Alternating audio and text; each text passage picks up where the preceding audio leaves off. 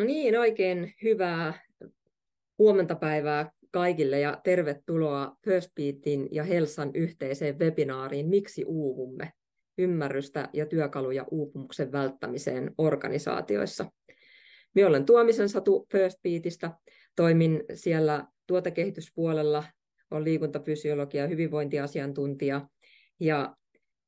Ja minulla on erittäin suuri ilo ja kunnia saada mukaan webinaariin vetämään lääkäri ja uupumuksen oikein konkari-asiantuntija lääkäri Helsasta Lari Karjula. Lari, moikka. Moi, kiitos kutsusta ja oikein hyvää huomenta päivää munkin puolesta kaikille.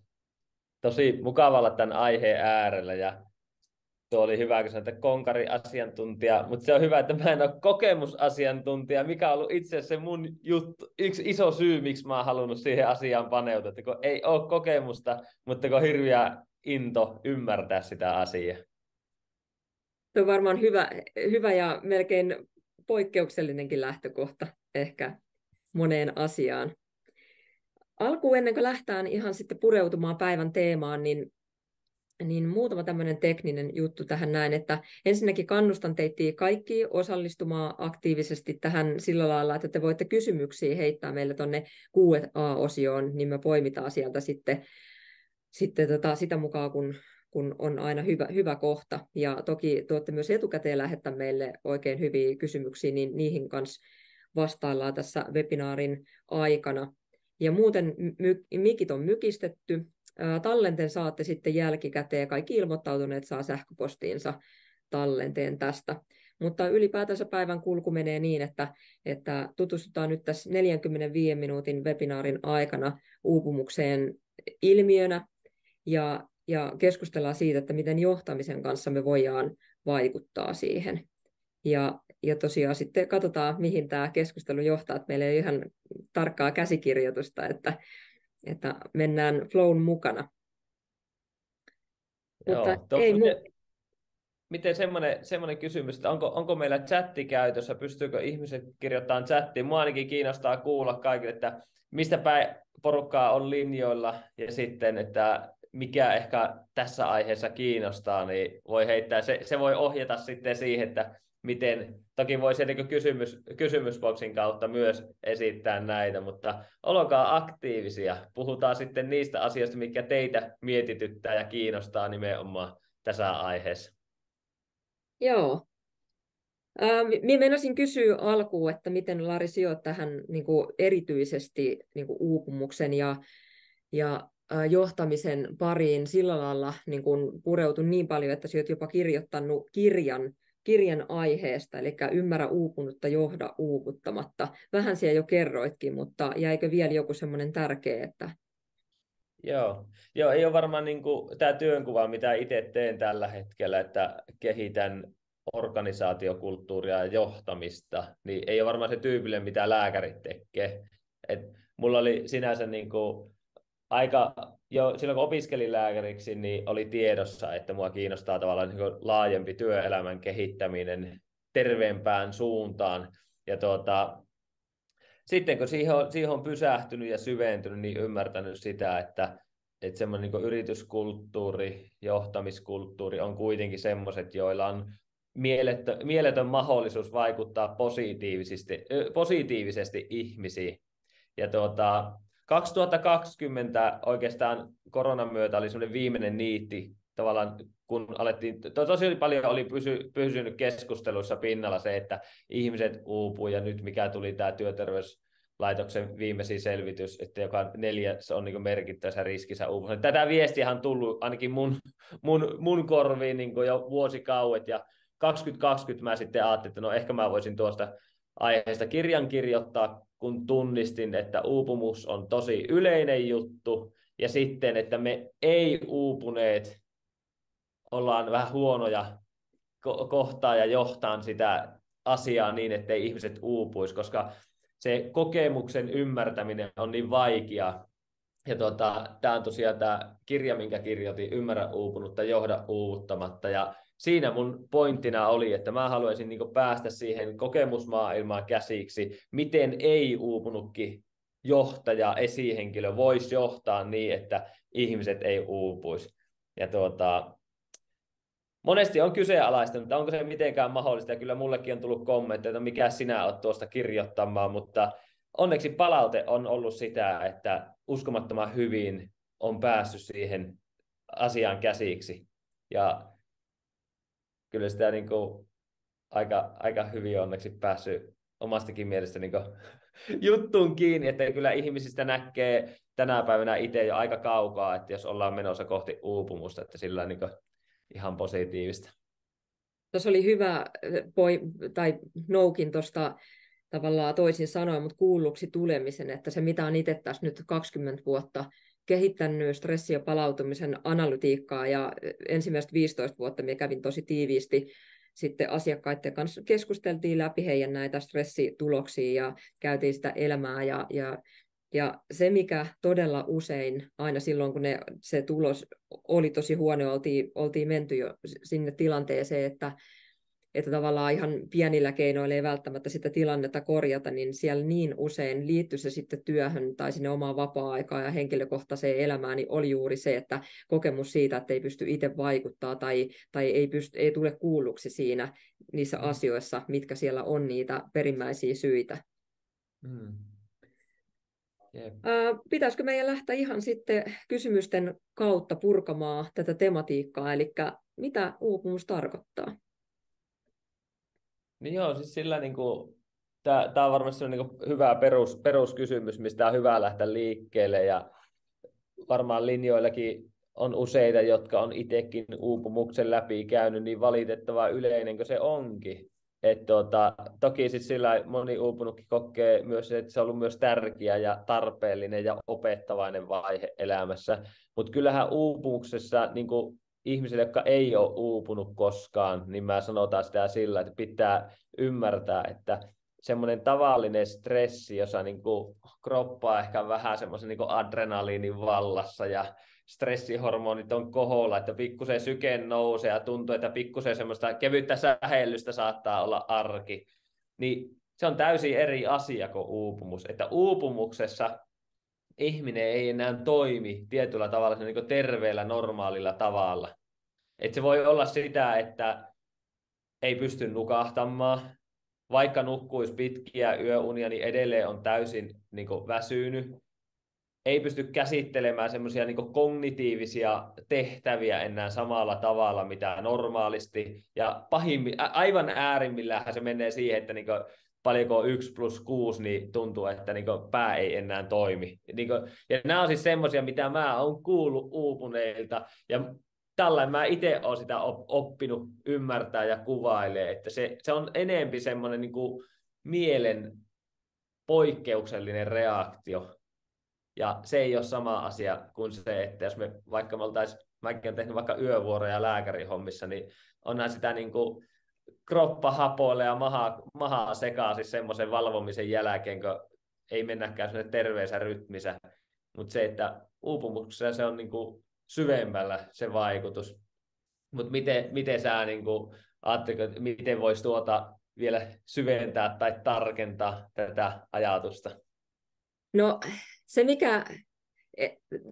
miten tai tavallaan itse jaottelee niiden kokemusten kautta, mitä silloin keskusteli tosi paljon ihmisten kanssa, niin uupumus yleensä, siinä kun on ihan oikea uupumus, niin silloin siinä joko menettää terveyden tai siinä menettää jotain itselleen todella tärkeää sen takia, että oikeasti menettää sen mielenkiinnon niihin asioihin, mitkä on itselleen ollut vaikka aina tärkeitä.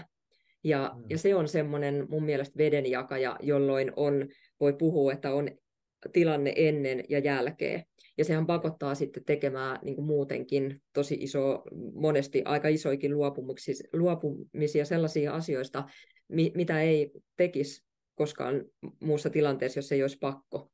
Ja sehän muuttaa tietenkin sitten ihmistä ja ajatusmaailmaa, mutta sitten kun on päässyt keskusteluun heidän kanssa myöhemmin, niin yleensä lähestulkoon jokainen on kuitenkin sanonut, että se oli loppuviimein hyvä asia. että silloin joutui ihan oikeasti pistää ne arvot elämässään järjestykseen ja luopumaan niistä asioista, mitkä ei kuitenkaan ehkä ollut niin merkityksellisiä, mutta niistä piti kiinni sen takia, että koki, että se oli oma velvollisuus tai muuta. Eli joudutaan tehdä aika rohkeitakin päätöksiä siinä kohtaa, kun ei ole enää voimavaroja kannatella sitä koko korttitaloa. Joo, tuo on mun mielestä hyvin sanottu, ja ehkä mä oon kanssa käyttänyt sitä, että uupumus on niin mielen keino pysäyttää ihminen, jos ihminen ei itse tajua pysähtyä. Ja se on just että se on tarpeellinen, mutta totta kai sitä toivoisi, että mahdollisimman moni hoksaisi pysähtyä ennen kuin tavallaan tulee se niin voimakas keino. Tavallaan se niin mielen hätäjarru, uupumus pelliin. Ja joillakinhan se on sitä, että alkaa semmoinen fyysinen sairastelu. Jollakin se voi olla niin sitä, että on semmoinen työkaveri tai läheinen, jonka lähellä ei ihan hirveästi huvita kenelläkään olla. Ja se on ehkä semmoinen, kun tuolla tuli kysymys siitä, että mitä on semmoisia ensioireita, johon esihenkilö olisi hyvä tarttua ja kiinnittää huomiota, niin tavallaan tulee se että miten tärkeää on, että me tunnetaan tiimiläiset ja johettavat, että me aistitaan se käyttäytymisen muutos siinä ihmisessä. Että se, tällainen kun on uupumuksen kanssa ollut paljon tekemisissä, niin se on aika helppoa jo itse asiassa aika pienistäkin juttuista haistella, että ajaa, mä saatan niin tuossa yhdelle tutulle laitoinkin, että mikä on, että onko kaikki hyvin? Ja sitten tuli viestillä, että no itse asiassa ei, vähän niin kuin, että no miten nämä hoksasit. Niin tavallaan oppinut itse aistivaa siitä, että miten viesti kulkee tai miten yhtäkkiä, että jos aiemmin on näkynyt monessa paikassa, sitten yhtäkkiä ei näykään. Tavallaan tosi semmoista heikoista signaaleista voi parhaimmillaan jo oppia aistia ja tunnistaa. Ja se voi tosiaan olla, että joku, joka on aiemmin käynyt aina toimistolla, niin ei yhtäkkiä näykään siellä. Joka on aiemmin ollut aktiivinen palavereissa, niin onkin semmoinen kyyninen tai ei ota ollenkaan kantaa tai näkee aina vaan pelkästään ongelmia.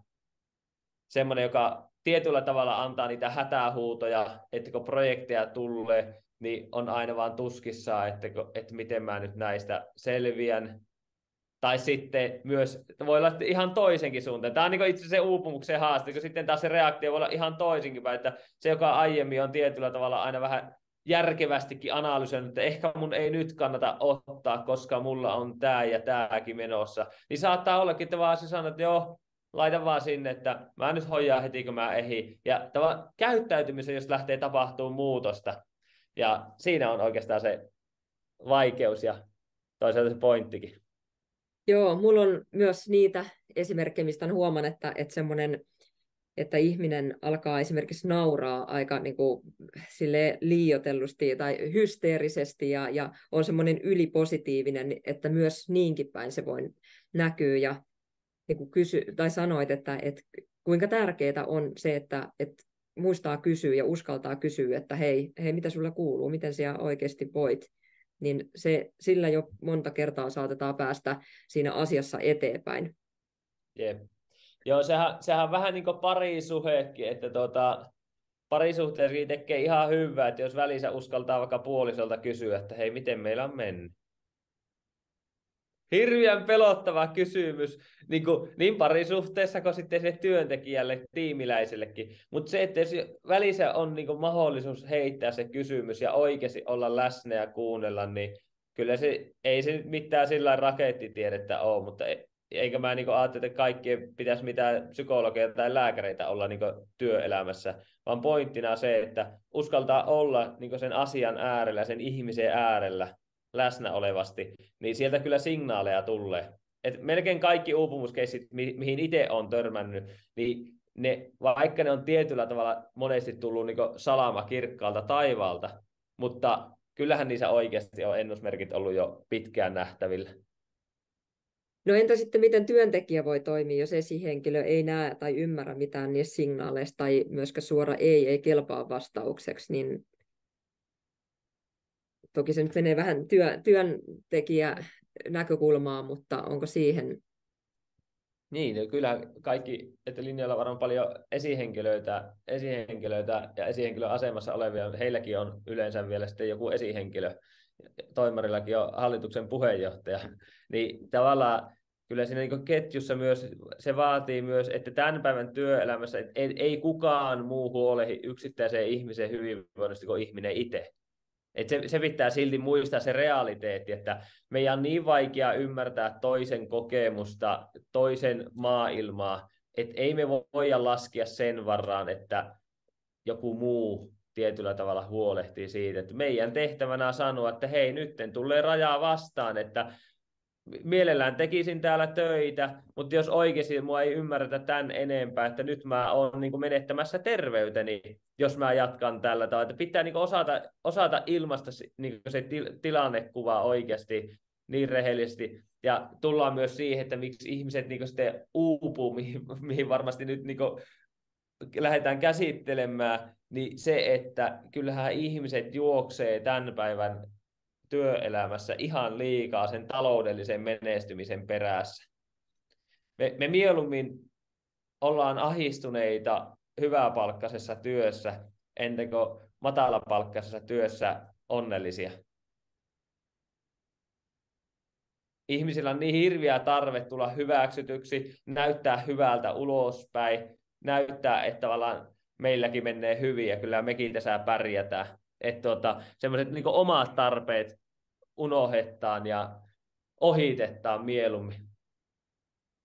Toi on hienoa, että sanot sen noin suoraan, että tuohon on tullut itselleen perspektiiviä aika paljon, kun itse asiassa uupumuksen myötä tein isoja elämänratkaisuja ja muutin pohjoiseen ja aika semmoiseen yksinkertaisiakin. Vuoden asustelin sellaisessa mökissä, missä ei ollut vettä tullut sisään ja oli ulkohuussi ja niin kuin karsia aika paljon kaikkea. Ja sitten tietysti niin kuin muutenkin täällä elämä on, se menee enemmän sellaisten yksinkertaisempien asioiden äärellä ja ei täällä niin kuin tarvitse samalla tavalla puhua stressistä ja uniongelmista ehkä kuin sitten kaupungissa. No hei, sitten mennään vähän fysiologiseen näkökulmaan, niin miten se fysiologinen palautuminen vaikuttaa sitten uupumuksen riskiin?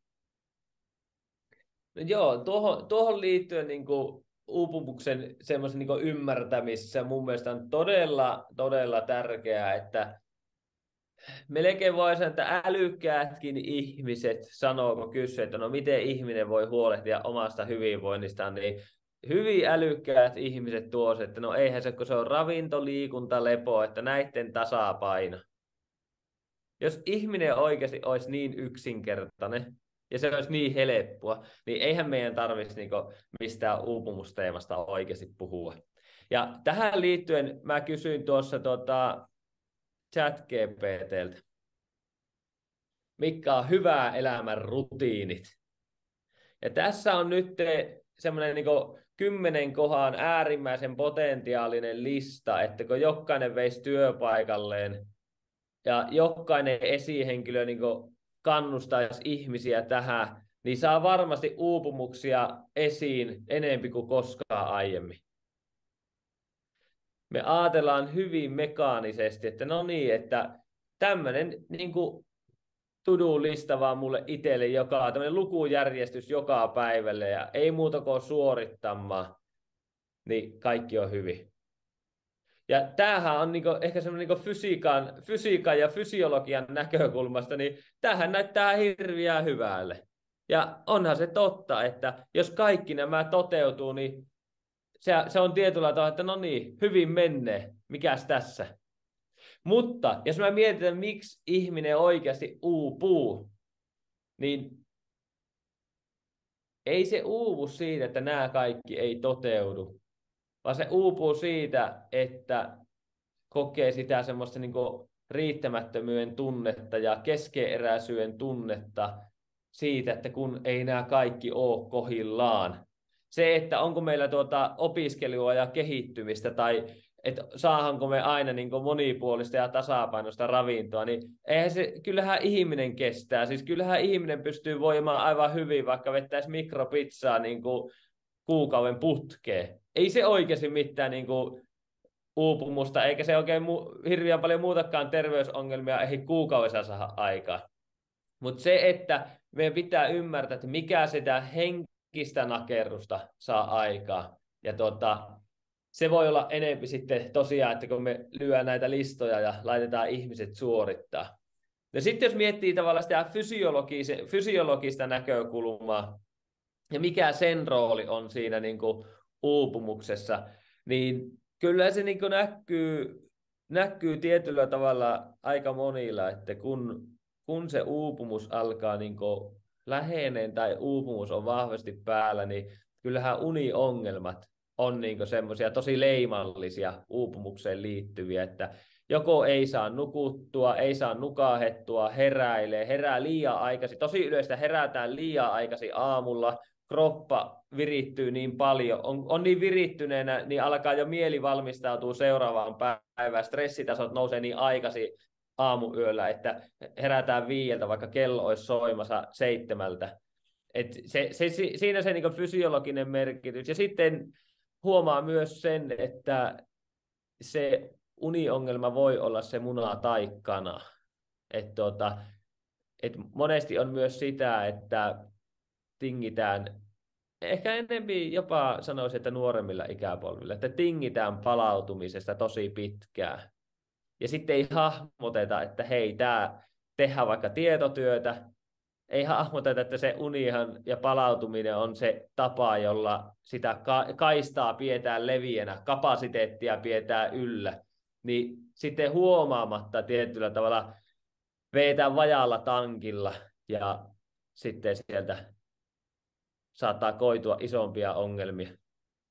Joo, näissä päästään mun mielestä mittaamiseen aika hyvin, että voidaan sen avulla todentaa niitä asioita. Täällä on tullut myös tosi hyvä kysymys, että millainen kokemus kautta näkemys teillä on siitä, että työntekijä uupuu ja työteho laskee hyvin alhaiseksi, mutta mitään työhön liittyvää ei ole näkyvissä. Eli on vaikea keskustella työntekijän kanssa siitä, että ehkä se johdukaan välttämättä työstä, vaan muun elämän kuormasta, joka heijastuu työhön, niin me voisin tästä jakaa nimenomaan, mitä me tuolla mittauksen avulla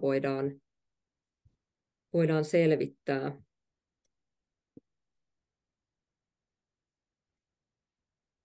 Mennään tänne. Eli tosiaan, kun me päästään mittaamaan sitä stressiä ja palautumista, tässä on punaisella näkyy stressi ja vihreällä on palautuminen. Mitataan kokonainen vuorokausi ja lähtee läpikäymään niitä asioita, että missä tilanteessa se keho siellä päivän mittaa niin kuin missä se vireystila nousee voimakkaaksi stressiksi, onko stressiä sopivasti vai liikaa, ja että onko siellä joko työajalla tai vapaa-ajalla palautumista, ja nimenomaan, että pyritään löytämään syy-yhteydet, että mitkä on niitä asioita, mitkä sen palautumisen aktivoi, mutta myös mitkä nostaa niitä voimakkaita stressipiikkejä. No sitten tietysti liikunta on osa sitä, ei välttämättä aina akuutisti, mutta kuitenkin se liikunnan ja liikkumisen rooli siinä suhteessa kaikkeen, että onko se sitä jaksamista ja palautumista tukevaa vai onko se jopa sitä liiallista kuormitusta aiheuttavaa. Ja sitten kuten tuossa unesta jo mainitsitkin, että onko se muna vai kana se, että johtuuko ne jaksamisongelmat siitä, että siellä on jonkunnäköistä unihäiriöä vaikka, joka koko ajan nakertaa sitä palautumiskapasiteettia, syntyy viikkojen ja kuukausien ajan koko aika enemmän ja enemmän palautumisvajetta, ja se on se, mikä sitten nostaa niitä myös henkisen stressin tasoja ja verottaa sitä jaksamista, vai onko se niin, että ne on nimenomaan, mitä tässä kysyjäkin vähän peräänkuuluttaa, niitä omia elintapoja, ja sieltä, että vapaa-ajan vaikka kuormitus esimerkiksi, tai mikä tahansa se onkaan, voisi olla sitten vaikka se työstressikin, että se alkaa koko aika pikkuhiljaa syödä sitä meidän unen palauttavuutta, ja sitten se oravan pyörä on valmis. Eli tämä on se, missä kohtaa se mittaaminen ja tsekkaaminen on tärkeää, että tässä päästään ihan toiseen teemaan, että mikä se mittaamisen rooli on ja tarvitaanko sitä ylipäätänsä. Mutta näin minä näen, että se on pysäyttävä monta kertaa siinä, että ihminen oppii ymmärtää, että miten se oma keho reagoi niihin arjessa tehtyihin valintoihin ja mikä niiden rooli on siinä omassa terveydessä, hyvinvoinnissa ja jaksamisessa. Kyllä, kyllä. Ja tuossa niin jos miettii tuota mittaamisen näkökulmaa, niin se, että mä itse aina vähän kyseenalaistan mittaamista, tarviiko oikeasti ihmisten mitata, koska tämähän, niin kun tätä kuvaa katsoo, niin tämähän ohjaa ajattelua just siihen, mitä niin tuossa äsken näytin, niitä ChatGPT:n-tulokset, ja mitä on hyvä elämä. Ja ihmiset yrittää epätoivoisesti elää semmoista niin hyvää elämää. Mä voisin näyttää itse tuosta yhden kuvan, niin kuin, että mikä voisi ehkä auttaa hahmottaa sitä, että milloin se niin kuin mittaaminen voi tulla paikalleen, vaikka mä en itse siihen ihan hirveästi niin kannustakaan. Ja tämä kuva, katsotaan saanko me tuosta vielä kuvaa näkyviinkin. Ei ole, jos tästä top share, niin ehkä se helpottaa. Eli nyt tämä kuva niin auttaa ehkä teitä ymmärtää siinä, että kun meillä ihmisillä on jonkunlainen käsitys itsestämme ja meillä on jonkunlainen käsitys elämästä, meillä on jonkunlaiset odotukset elämälle ja meillä on jonkunlaiset odotukset itseämme kohtaan. Ja sitten kun se arkihan ei aina mene niin kuin on ajatellut, tai itse asiassa tänä päivänä myös se semmoinen niin kuin yhteiskunnan ihanteet saattaa etäännyttää meitä. Yhteiskunnan nopeus etäännyttää meitä itsestämme, ja me saadaan vahingossakin lähteä elämään. Niin kuin käytin tuota esimerkkiä, että ihminen ottaa mieluummin ahistavan hyväpalkkaisen työn, entä kuin matalapalkkaisemman työn, jossa voisi olla niin kuin aivan rauhallinen mieli ja onnellinen olo. Niin se, että kun me etäännytään sieltä niin meidän niin kuin omasta normaalista, että miten me nähdään maailma, miten me nähdään, että minkälaista elämää mä haluan elää ja mikä on mulle hyväksi. Ja kun tämä ristiriita syntyy, ja se on se, mikä uuvuttaa ja nakertaa ihmisiä, mutta kun se juttu on, että kun meidän on jäätävän vaikeaa nähdä siinä omassa elämässä sitä, että hei, nyt mä oon tehnyt omien arvojen vastaisia valintoja liian monta kertaa, ja nyt mä oon liian kaukana siitä, mitä mä oikeasti haluaisin elämältä. Ja silloin voi olla, että kun mullakin on valmennuksia tullut ihmisiä vastaan, jotka sanoo, mä lähinnäkin johtajia, esihenkilöitä valmennan, coachaa yksilönä ja ryhminä, mutta yksilökohtaamisissa tulee se, että ihan hyvin menee, mulla on kyllä elämässä niin hommat hyvin reilas. Ja sitten kun on tehtykin vaikka tämä First Beat-mittausta, niin huomataan, että niin laikka punaisena mennään ja kaveri on sillä, että no mä en kyllä tajua, miten mulla voi olla nuin huonot tulokset, että varmaan joku mittausvirhe. Siis tavallaan, että ollaan niin etäännytty siitä omasta tilanteesta, jolloin se mittaamisen paikka ja mittaamisen hyöty tulee tämmöisissä tilanteissa esiin, että sitten pystyy niinku herättää ja avaa niitä silmiä, että hei, nyt nää oot oikeasti liian kaukana, sä et näe. Et mä näen kyllä sen, että jos nää tätä jatkat, voi olla, että jaksat tätä 4 vuotta, voi olla, että joku jaksaa sitä niin tosi laikkapunaisena meininkiä vaikka 10 vuotta, mutta sen pystyy aina sanomaan, että sinä et ole tällä hetkellä parhaimmillaan, maksat todella kovaa hintaa, ja se kova hinta voi olla, että kun on niin laikkapunaisena, ettei läheiset kestä sitä, siellä tulee avioeroja, siellä tulee parisuhteen niin kuin päättymisiä, siellä tulee työsuhteen päättymisiä, siellä tulee, että ihmisten väliset niin välit katkia, tai sitten voi olla ihan niin terveydellinen näkökulma. Siellä voi olla nuoria ihmisiä, joilla alkaa tulemaan. Mä kuulin just yhden keissin, että 30-vuotiaat vettää verenpainelääkettä, kun muuten pyörtyy, kun on niin korkeat paineet pankkialalla.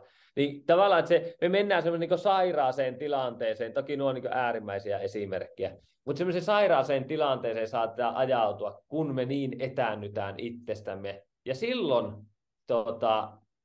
me tarvitaan välissä myös niitä mittareita.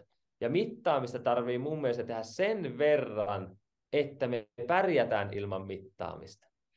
Eli se, että jos susta tuntuu, että no mittaaminen on mulle ihan vastenmielistä, se on ihan fine, mutta kannattaa silti ehkä antaa itselle se mahdollisuus, että näet, että jos itse asiassa sun kroppa on koko ajan ylivirittynyt, vähän ylikierroksilla, ja sitten se, mitä se tekee 20 vuoden aikana, mitä se tekee 10 vuoden aikana, vai pystytkö nää löytämään nyt sen, että hei, että mulle se ratkaisu on, että mä tarvin aktiivisuutta lisää, tai että mun pitää niin oikeasti miettiä, että minkälaista elämää mä haluan elää, tai että tämä työ ei ole itse asiassa oikein kovin hyvin sovellu mulle, että mä oon mennyt tähän työhön sen takia, kun vanhemmat ootti, että musta tulee juristi, tai mitä tarinoita sitä onkaan.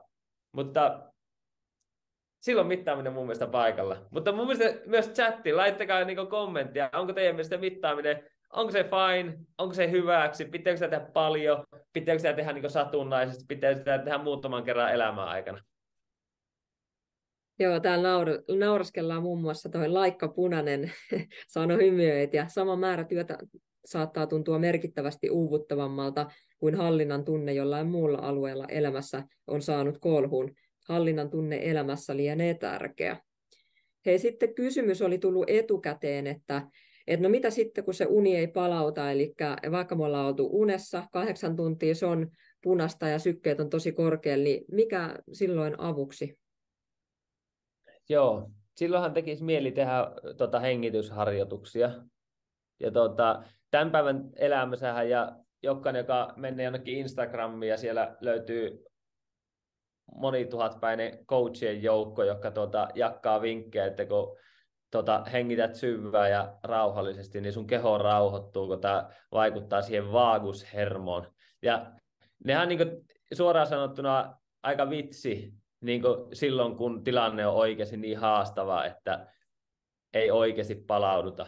Se on ensiapua, ja sillä voi kyllä niin kuin, tavallaan, jos haluaa, että no minä seuraavan tunnin pärjään paremmin, niin sillä voi kyllä rauhoittaa itseä, mutta se ei poista sitä riskiä sille uupumukselle. Ja jos on se tilanne, että se uni ei palauta, niin kyllä silloin pitää pysähtyä ja mieluummin jonkun toiseen ihmisen kanssa käydä keskustele sitä dialogia, että hei Satu, mulla on tämmöinen tilanne, mitähän mun pitäisi tehdä? Ja sieltä pitäisi niin antaa niitä esihenkilöillekin niitä hyviä kysymyksiä. No, onko joku, mikä ahdistaa? Mitä nämä itse luulet, mikä tässä on taustalla? Ja niin poispäin, lähteä avaamaan sitä, että sieltä yleensä kyllä sitten löytyy semmoisia syitä, mitkä selittää sen, että kroppa on oikeasti, koska silloinhan kroppa on todella yli kierroksilla, jos sykkeet painaa korkealla, vaikka kuin yrittäisi nukkua. Joo, ja kyllä se on tosi tärkeää mun mielestä selvittää, että mikä siellä on se tai sen syy, että kroppa käy koko aika ylikierroksille, ikään kuin kaasu on hirttänyt kiinni. Että tässä kohtaa minä voisin näyttää teille yhden uupumuskeissin todellisen, niin mennään sen jälkeen sitten jatkamaan vielä, että mitä niin kuin tehdä semmoisissa tilanteissa, kun oikeasti on sitten jo se palautumiskyky mennyt, että se vakushermo ei toimi enää, ja parasympaattinen hermosto niin kuin sen pitäisi normaalissa tilanteessa. Eli tässä on ensin tilanne, tämä henkilö, hänellä on ollut mahdollisuus mitata niin kuin pidemmällä aikavälillä, aina silloin tällöin, kun siltä tuntui, niin hän on mitannut, ja tässä on tilanne keväällä 2020, kun kaikki oli vielä ihan ok. Toki päivä on, siellä mennään vireystilat korkealla, mutta on ihan normaalin näköinen käyrä siinä mielessä, että palautuminen näyttäisi olevan vielä ihan niin kuin oikeinkin hyvässä kunnossa. Et sitten kun käydään nukkumaan tuossa, niin keho lähtee palautumaan hyvin pian ja se on palauttavaa se yöuni. Eli tuossa kohtaa voi sanoa, että on vielä aika niin kuin normaali tilanne. No, tämän jälkeen tämä henkilö on saanut sitten lisää vastuuta töissä, ja se alkaa pikkuhiljaa nakertamaan sitä omaa jaksamista, ja myös mainitsi, että tulee niitä uniongelmia, että sit pyörii sängyssä ja ei saa nukuttua ja herää vähän liian aikaiseen, ja sitten kun hän teki 9 kuukauden päästä mittauksen uudelleen, niin tulos on jo aika erilainen, eli se mitä tuolla näkyy, niin päivällä se stressi on tosi voimakasta ja yhtäjaksosta, eli toi stressin voimakkuus näkyy jo heti, että se on paljon intensiivisempää, ja sitten kuten hän niin kuin kertoikin, että unen pituus on lyhentynyt jo senkin takia, että kokee, että on ihan turha käydä aikaiseen nukkuu, kun sit se on vaan sitä sängyspyörimistä, ja nähdään, että se kaasu niin sanotusti käy siellä vähän ylikierrokselle, eli vaikka hän on käynyt tuossa nukkumaan, niin siellä stressipalkit on kuitenkin, tai stressitila on päällä puolet tuosta yöunesta. Ja no tässä kohtaa hän kävi sitten työterveyslääkärillä, ja ja saatiinkin sitten pari viikon sairausvapaata, mutta työnkuvaa ei tehty muutoksia. No sitten henkilö jatkoi samoissa hommissa ja mittasi vuoden kuluttua tuosta edellisestä. Niin siellä on se tilanne, kun tämä laikka on jo aika totaalisesti punaisella, ja jos katsoo, tuossa on sykekäyrä myös näkyy, niin siellä on oikeastaan alle 70 ei syke laske yöllä ollenkaan. No tuossa sitten asiakas meni uudelleen lääkäriin, ja siellä sitten todettiin uupumus, ja siellä alkoi kolmikantaneuvottelut sitten työterveyshuollon ja työnantajan kanssa, ja hän sai sitten sairausvapaata, ja sitten ihan oikeasti tehtiin muutoksia sinne työnkuvaan. Mutta eli kyllä tuollaisessa tilanteessa, jos ollaan siinä tilanteessa, että se keho ei kykene rauhoittumaan enää lainkaan oikeastaan missään tilanteessa, niin silloin on tosi tärkeää mun mielestä, että hakeudutaan sinne ammatti-ihmisten pakeille ja tehdään mahdollisesti niin tutkimuksia, että mikä siellä on, koska joskushan se voi olla, että siellä on joku sairaus puhjennut vaikka, niin on tärkeää, toki lääkärinä saat kommentoida näihin, mutta poissulkee niitä tiettyjä juttuja, että lähtää selvittämään, koska niin kauan kun me pyritään hoitamaan sitä huonoa palautumista väärillä toimenpiteillä tai puutteellisilla toimenpiteillä, ja etenkin ei uskalleta edelleenkään tehdä niitä ratkaisuja, mitä meidän pitää. Meidän silti on ne kulissit, mitkä pitää pystyssä ja pitää vaan jaksaa, niin siellä voi olla todella dramaattisia lopputulemia, mitä siellä sitten voi olla edessä. On, niin tämä on niin hyvä konkreettinen esimerkki, että mikä se kehityskulku monesti ihmisillä on. Mutta sitten että mun mielestä on tärkeää, että fyysiset sairaudet poissuletaan, mutta sitten myös se, että kyllä se elämä on monesti niin kuin yksinkertaisempaa, mitä niin kuin me herkästi osataan ajatellakaan. Ja se, että tämmöisissä asioissa korostuu tosi paljon vaikka johtaminen. Et vaikka tuossakin oli, että työ nähtiin selvästi niin semmoisena niin liian vaativana ja muuta, mutta se, että mulla vaikka tuossa yksi keissi ihan vastikään, että sanoi just sitä tämä henkilö, että joo, että uusi työ ja tavallaan paljon opittavaa ja se kuormittaa. Mutta se, että mikä siellä oikeasti kuormitti, kun me oltiin tunti keskusteltu, ei saa palautetta, en tiedä, teenkö työtäni riittävän hyvin, onko riittävällä tasolla. Jatkuva epävarmuus, uutena työntekijänä pikkuinen luimistelu, että otetaanko mut vastaan vai eikö mua oteta, otetaanko mua tosissaan vai eikö mua oteta. Eli tämän tyyppiset asiat siellä tulee. Ja se, että monestikaan ihmisillä ei ole mitään semmoista niin lääketieteellisesti hoidettavaa, mutta ne voidaan yhtä lailla hoitaa semmoisella hyvällä yrityskulttuurilla ja johtamisella. Ja tuolla just hyvä kysymys, että miten organisaatiotasoisesti voidaan ennaltaehkäistä työntekijöiden uupumusta ja vähentää sen riskiä esim. HR:n toimesta. Niin mä melkein sanoisin, että HR:n toimesta keinot on todella vähäiset, jos HR ei uskalla lyödä toimarille nyrkkiä pöytä, että tämä kulttuuri on parannettava. Jos ei siellä yrityskulttuurissa aidosti välitetä ihmisistä, niin se on näennäistä. Se on just sitä, että me ostetaan terapiapalveluita ja me parannetaan työterveyshuollon palveluita. Ja niistä suurin ilo on näille toimijoille, jotka tekee sillä rahaa. Ja mielenrauha yrityspäättäjille, että no onpahan jotakin tehty. Mutta se, että onko se oikeasti ennaltaehkäisevää, niin enpä kovin usko. Ja siinä mielessä pitää uskaltaa lähteä rakentamaan sitä yrityskulttuuria välittäväksi. Se lähtee sieltä, että ylimmästä johdosta asti ollaan yhtä kiinnostuneita ihmisistä kuin siitä, että paljonko on tulos tässä kvartaalissa. Jos ei ne kiinnosta yhtä paljon, niin silloin on aika heikot mahdollisuudet oikeasti onnistua. Ja sama tulee tuohon niin johtamisen näkökulmaan, että jos johtamisessa ei uskalleta lähteä sille tielle, että me aletaan puhumaan itsetuntemuksesta ja itsetuntemuksen kehittämisestä ihmisille. Jos ei me kyetä sillä levelillä käymään keskustelua esihenkilönä ja johtajana, niin on aika heikko todennäköisyys oikeasti auttaa ennaltaehkäisemään uupumuksia. Koska nämä on niin tavallaan semmoisia ihmisyyden peruskysymyksiä. Meidän pitää tunnistaa, että kuka on kuka hakee hyväksyntää, kuka on itselleen ylivaativa, kuka on semmoinen suorittaja, joka ei ikinä kerro, vaikka kui ahistaisi, vaan painaa vaan hammasta purree eteenpäin. Jos emme tavallaan semmoisen ihmisenä tuntemisen tasolle päästä ja ihmisestä välittämisen tasolle päästä, niin se on jäätävän vaikea. Ja se vaatii mun mielestä on aina turha syyttää sitä ylintä johtoa, että kun ne on tuommoisia. Jokainen pitää katsoa peiliin, että minä hyväksyn tämän kulttuurin, minä hyväksyn tämän ajatusmaailman. Meidän jokaisen velvollisuus on huolehtia siitä ja sanoa, että hei, nytten stop.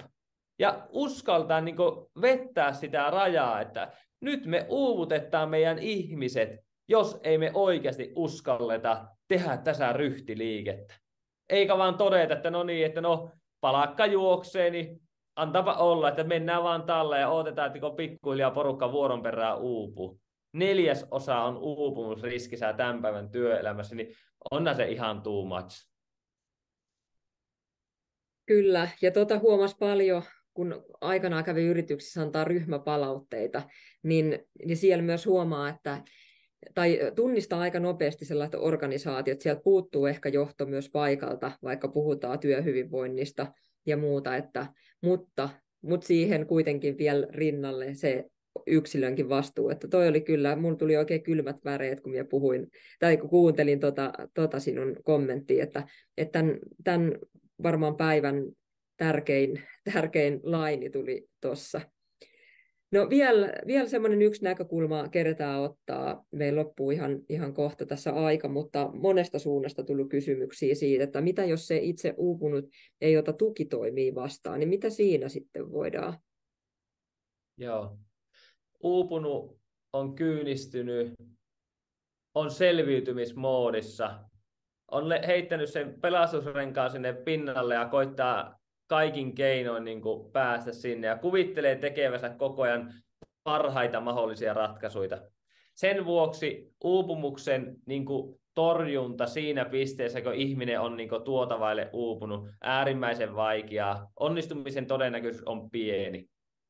Ja taas korostuu se, että miksi meidän pitää oikeasti ennaltaehkäistä. Jos ei meillä ole rakennettu sen ihmisten välille sitä yhteyttä, että oikeasti se ihminen kuuntelee, koska se on vaan uupunut ihminen, se on vielä, me kaikki ollaan sokeita meidän omalle toiminnalle, käyttäytymiselle, ajattelulle ihan normaalistikin, mutta uupumuksessa se vielä aivan eksponentiaalisesti ylikorostuu. Että se, että se ihminen ajattelee vaikka, että no niin, mä teen nyt 20-tuntista työpäivää, koska nyt on vaan niin sikana kaikkia juttuja ja mun on vaan painettava nyt.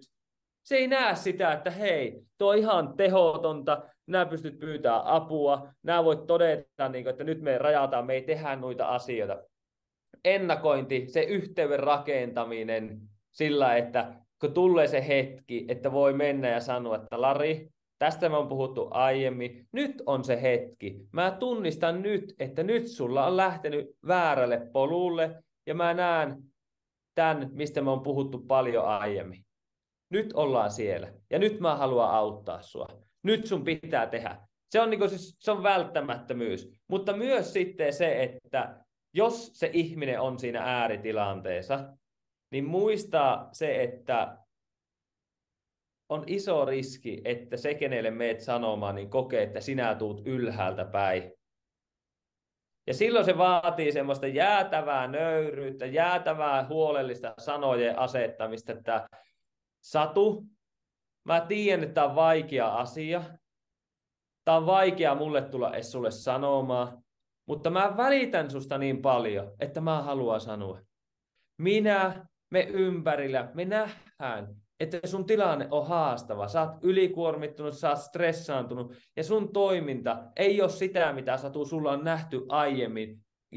Kaikki ei ole nyt kohillaan. Eli tämän tyyppinen tosi semmoinen nöyrä, varovainen sanojen asettelu, se on arvossaan kyllä siinä pisteessä sitten.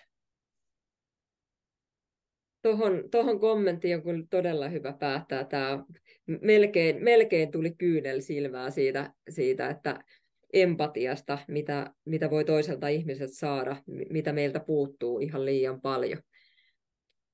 Kerropa vielä tästä tärkeimmät. Eli No hei, Helson ryhmävalmennuksesta erinomainen tarjous nyt. no joo, mä toivon, että tämä on herättänyt semmoisia ajatuksia jokaiselle teistä. Laittakaa kommentteja, chattiin, palautetta. LinkedInissä löytyy sekä Satu että minä. Mä oon Instagramissa @dockarju nimellä. Saa laittaa palautetta ja kommentteja. lari@halsa.fi voi laittaa myös palautetta meikään suuntaan. Mutta tässä on vielä se, että mitäkö yhteistä webinaaria suunniteltu, voisiko jotakin semmoista niinku lääkettä tarjota porukalle. Ja niin kuin sanoin, että mittaamista kannattaa tehdä sen verran, että pärjää ilman mittaamista. Me tehtiin tämmöinen ryhmävalmennussetti 10 hengen ryhmälle. Tätä voi totta kai sitten neuvotella, jos on erikokoisiakin ryhmiä, mutta tämmöinen valmis paketti. 10 henkilölle mittaukset, kick-offi etukäteen ja sitten yhteinen työpaja etänä tulosten läpikäynnistä. Niin tämän kuun ajan tuommoinen napakka tarjous, 3 tonnin paketti. Ja saa hyödyntää, mutta mä toivon, että tämä webinaari itsessään jo antoi teille ajatukseen aihetta ja semmoisia konkreettisia tapoja, mitä te voitte teidän arjessa tehdä yhä paremmin, ettei tämä 1/4 uupuminen oikeasti olisi meidän suomalaisten arkia. Omasta puolesta jäätävää iso kiitos ja menestystä kaikille arkeen. Ja jokainen teette tärkeää työtä ja olkaa kohtuullisia. Se, että ollaan itseä kohtaan kohtuullisia, niin se rakentaa ympärille myös sitä kulttuuria, että ihmiset myös kokee, että voi olla itsekin itseä kohtaan kohtuullinen ja armollinen. Kiitos Lari sulle. On siis ihanaa kuunnella tuollaista rohkeaa suorapuheista ihmistä, joka uskaltaa puhua sinun asemassa asioista ihan oikeilla niin kuin termeillä. Eli kiitos sulle tosi paljon. Kiitos teille kaikille osallistujille. Te saatte sähköpostia äänitteen tästä ja sitten myös tarjouksen muistutuksena. Ja ei muuta kuin minun puolesta myös oikein hyvää syksyä kaikille. Menestystä kaikille. Ja rohkeutta puhua asioista. Juuri näin. Moikka! Moi moi!